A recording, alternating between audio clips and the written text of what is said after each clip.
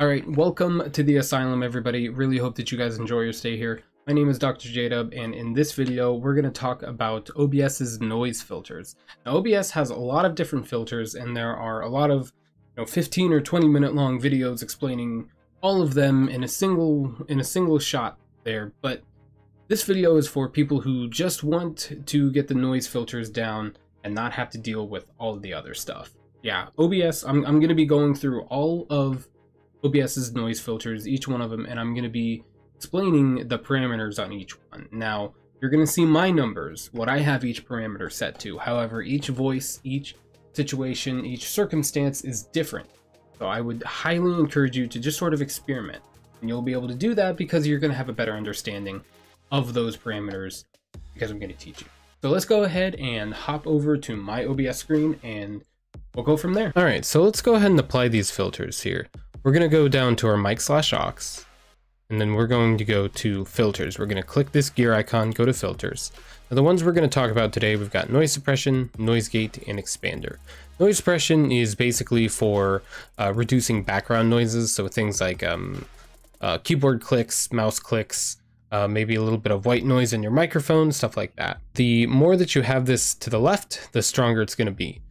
I would be careful not to make this too strong, because if you make it too strong, it might start distorting things like your voice and stuff like that. I would just experiment around with this and just, see what level you can have it at without, distorting your voice and stuff like that.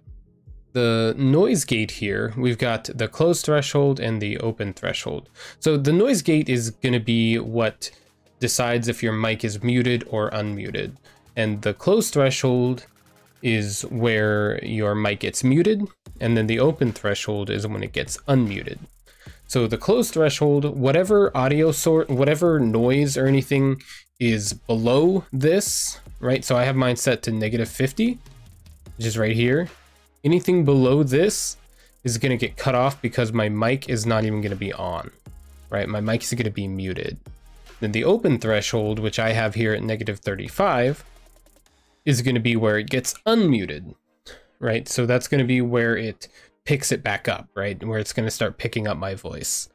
The attack time is how quickly the filter is going to react, basically unmuting your microphone once the sound level goes above this opening threshold. So, how quickly, when my voice gets to -35, how quickly is it going to unmute my microphone? The hold time is how long the mic should stay on after the volume has dropped below this closed threshold. The release time is basically how long it takes for the mic to go from unmuted to muted. Your microphone, once it drops from -35, once it gets past here, how long is it going to take to turn off? And then after that, we have the expander.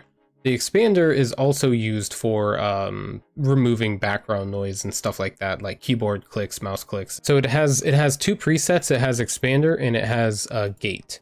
A gate is much stronger. Gate is going to work towards sort of replacing this noise gate that we talked about earlier. I like to have both of them on because I like to have this set to expander, which is it's good for light background noise reduction, where it has this low ratio and low release time. So the ratio is basically, so the expander, it applies this gain reduction to an audio signal that is below this threshold. So the ratio is the amount of that gain reduction. The threshold, like I said, is where it decides to activate. Once this noise drops below -40 down here, once it's getting into here, this area, it's going to start applying that gain reduction, thereby sort of decreasing the sound of the noise, hopefully sort of getting rid of it completely. But yeah, the attack time is basically how quickly you want to stop the gain reduction once it gets above this threshold.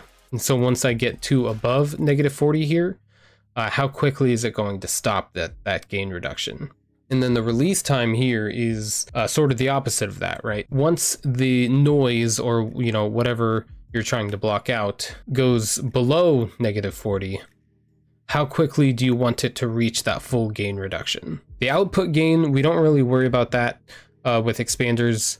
because we're not trying to like average out audio levels with the expander.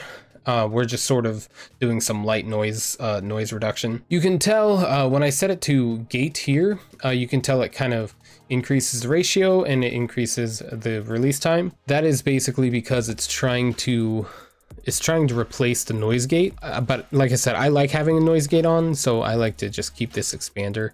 And I actually like to keep this at 4x1 here, or 4:1. And then last but not least, we have detection. Detection basically changes how this input level is measured, and that'll affect the sensitivity of the threshold detection. RMS, OBS's website is usually states that RMS is recommended. That's because audio level is averaged over time, and it helps smooth out and prevent the expander from opening due to quick little peaks of noise, right? But peak, we've got peak here. This is where the input level is not measured over time, averaged over time, and the expander is going to be a lot quicker to react to those peak level changes. All right, guys, thanks so much for tuning in. I really hope that was helpful information. If it was and you enjoyed the video, go ahead and hit that like button down below. Go ahead and subscribe to the channel too, because I'm gonna be having a lot of videos geared towards helping people stream, basically, understand what it takes to stream.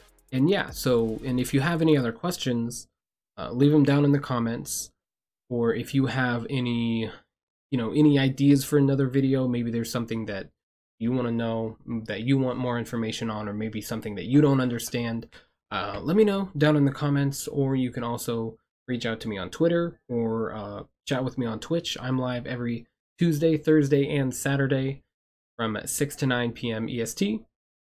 It's a really fun stream anyways. I highly encourage you to come by. You guys have a good rest of your day, night, morning, wherever and whenever you're watching this video.